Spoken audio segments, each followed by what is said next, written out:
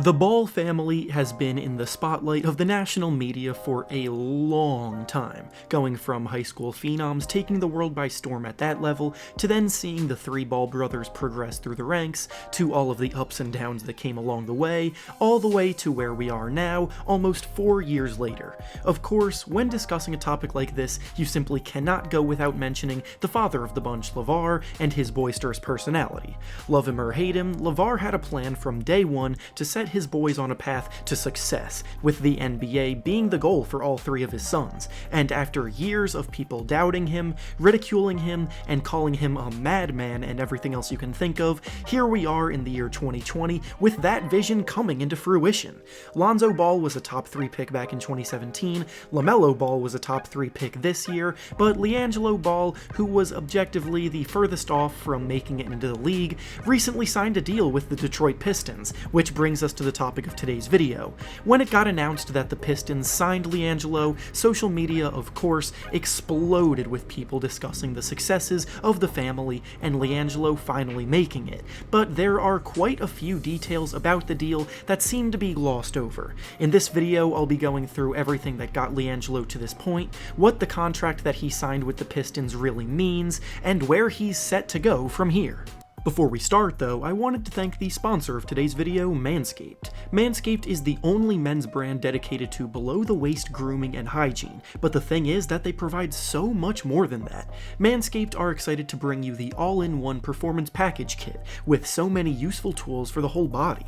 Included in the kit is the Lawnmower 3.0, which is their skin-safe electric trimmer, the Weed Whacker, which is their ear and nose hair trimmer, Crop Preserver, which is their anti-chafing ball deodorant, Crop Reviver, which is their ball spray toner, and finally their Magic Mat product, which is their disposable shaving mats. Plus, when you purchase the Performance Package Kit, you get the Shed travel bag and a pair of official Manscaped anti-chafing boxers included for free, which is a $60 value that costs you nothing at all. Go to manscaped.com today and get 20% off and free shipping on this amazing offer using the code HR20, because trust me, your balls and body will thank you.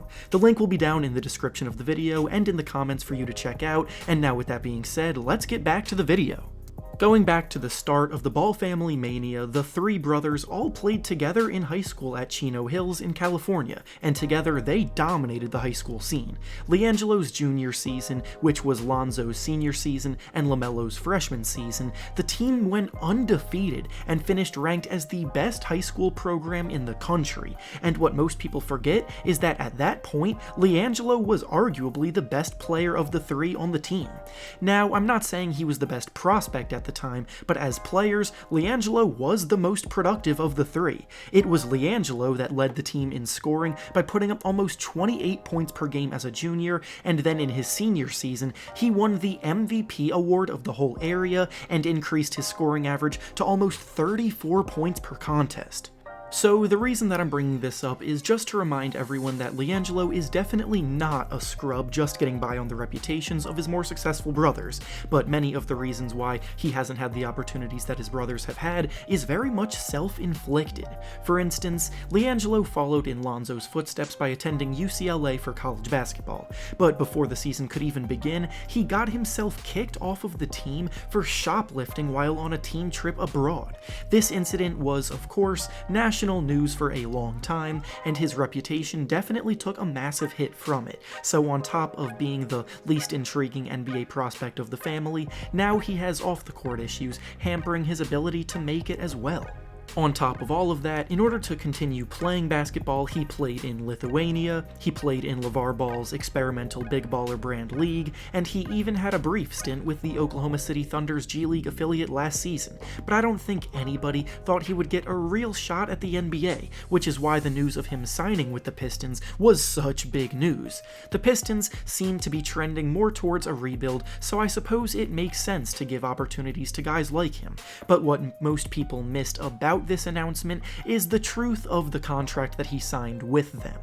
What LiAngelo Ball signed with the Pistons was not a normal guaranteed contract that will result in him being on the Pistons roster for the season, but instead, he signed what's called an Exhibit 10 contract. Now, an Exhibit 10 contract is a minimum, non-guaranteed contract that essentially is when teams bring players into training camp all the way through the preseason, giving them a chance to practice with the team and show what they can do in that span, and by the end of that time, they receive a bonus of anywhere from $5,000 to $50,000 if they sign with that team's G League affiliate afterwards. Of course, it's not impossible for LiAngelo to make the Pistons roster if he really impresses in camp, but at this point it's just incredibly unlikely. We might see a few brief cameo appearances from him with the Pistons in the preseason, as I mentioned before, but in all likelihood, he is G League bound.